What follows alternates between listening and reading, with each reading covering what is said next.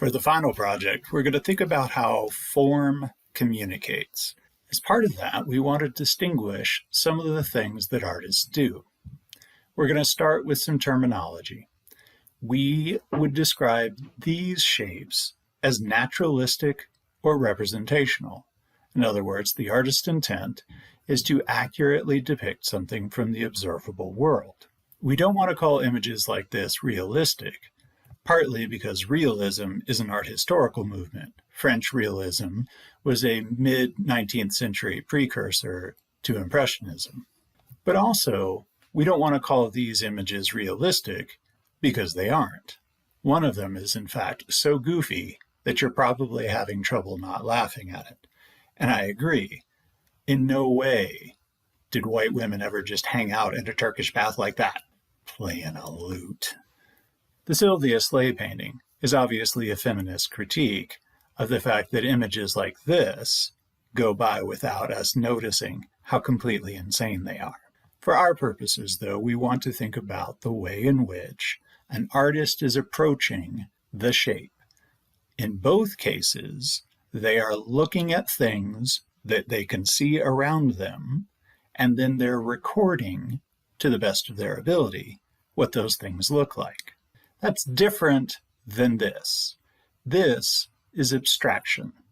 And abstraction is when an artist looks at things from the observable world and modifies them in some way, deliberately changing the form through color or shape or however they might choose to do it. The obvious question then is why? Why is Andy Warhol abstracting this form?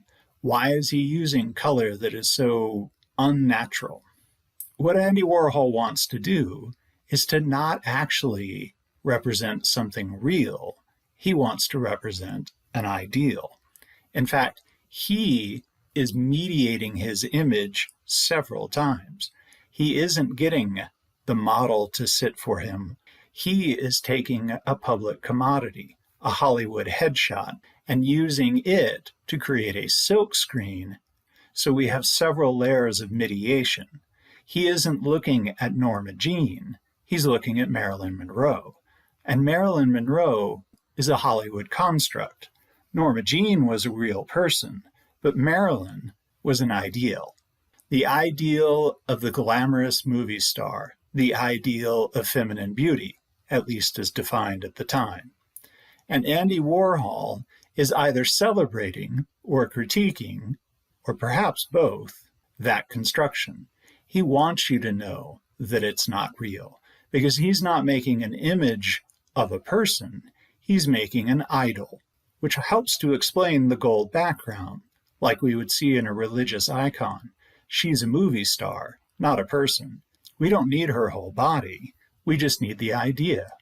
And that's why he's using color symbolically.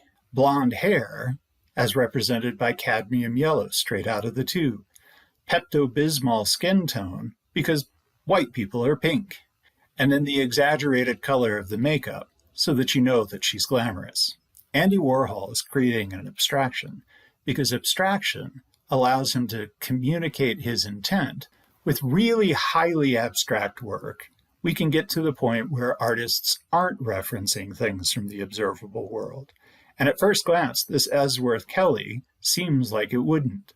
Its large geometric forms, its flat planes of color, might cause us to think that this is a non-objective work, one that isn't referencing things from the observable world. The artist is just creating shapes and color. As it turns out, the title also helps us to think that way, giving us a purely formal description: red, blue, green. If the title were Red Brick Schoolhouse Next to the Big Blue Pond, we would know for sure that this was an abstraction, because it was referencing things from the observable world. In this case, the title deceives, because Ellsworth Kelly is actually basing his shapes on things like shadows and other forms that he can observe. A truly non-objective work is one that doesn't reference things from the observable world. Katharina Gross, here in this installation at the Denver Art Museum, is creating a non-objective painting. She is applying color and shape without intending to reference something from the observable world. What's interesting here, though, is that we are able to distinguish these based only on the artist's intent, not our own lying eyes. Think about if you were to take a figure drawing class. Early in the semester, you would be creating drawings that might not be perfect. They wouldn't have the proper proportions. Over the course of the semester, you would get better. But that doesn't mean that the drawings that you made at the beginning are abstract, because your intention was still to accurately depict things from the observable world. You were working naturalistically. You were working with representation. It's just you got better. With Ellsworth Kelly, we have to be able to know that he was referencing something that he had seen. Otherwise, we might misdiagnose this as non-objective. With Andy Warhol, it's clear that he's modifying something from the observable world, so we know he's not making a non-objective painting. Images like this complicate the issue even further, because at first glance, we might think that this is naturalistic. But I would say that this is actually an abstraction.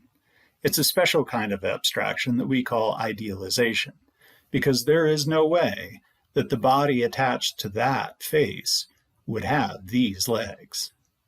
We can see that the artist is exaggerating. Surely, the voluminous cloak is an abstraction. They've made up something, because otherwise they're dragging fur through the mud. The king uses this image as a form of propaganda, and you can't believe it any more than you could believe a photoshopped model. This teaches us that abstraction and naturalism aren't polar opposites. They're more things that exist on a continuum.